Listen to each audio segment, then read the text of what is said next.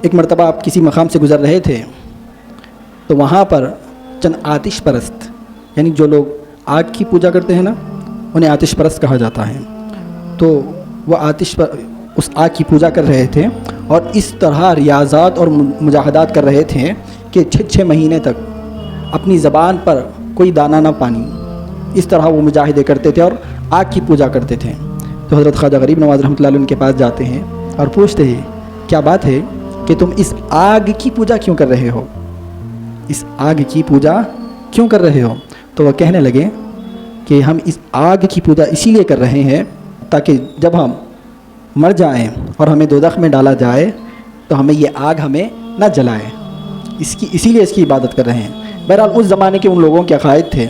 وہ کہنے لگے ہم آگ کی پوجا کیوں کر رہے ہیں کہ تاکہ یہ آگ کل کے دن ہمیں نہ جلائے. تو حضرت خواجہ غریب نواز رحمۃ اللہ علیہ نے فرمایا کہ دیکھو، آگ سے بچنے کا، نار عربی میں آگ کو نار کہتے ہیں، نار سے بچنے کا طریقہ یہ نہیں کہ نار کی عبادت کی جائے. نار سے بچنے کا یہ طریقہ نہیں کہ نار کی عبادت کی جائے، بلکہ نار سے بچنے کا طریقہ یہ ہے کہ خالق نار کی عبادت کی جائے، خالق نار کی عبادت کی جائے. تو وہ کہنے لگے کہ حضرت ہم تو عبادت کر لیں گے، لیکن کیا گارنٹی ہے کہ اگر ہم اس رب کی، خالق نار کی عبادت کریں تو ہم آگ میں نہیں جلیں گے؟ اس بات کی کیا گارنٹی ہے؟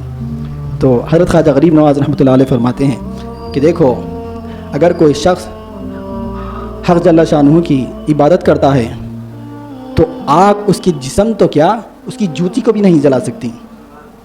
آگ اس کے جسم کو تو کیا، اس کی جوتی کو بھی نہیں جلا سکتی.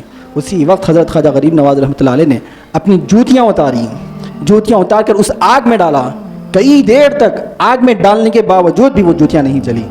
جیسے انہوں نے یہ ملاحظہ فرمایا کہ آگ کا کام تو ہے جلانا، لیکن اس کے باوجود بھی یہ آگ ان جوتیوں کو نہیں جلا رہی ہے، تو یہ بندہ بالکل سچ کہہ رہا ہے. اسی وقت سارے کے سارے آتش پرستوں نے آپ کے ہاتھ پر اسلام کو قبول کیا.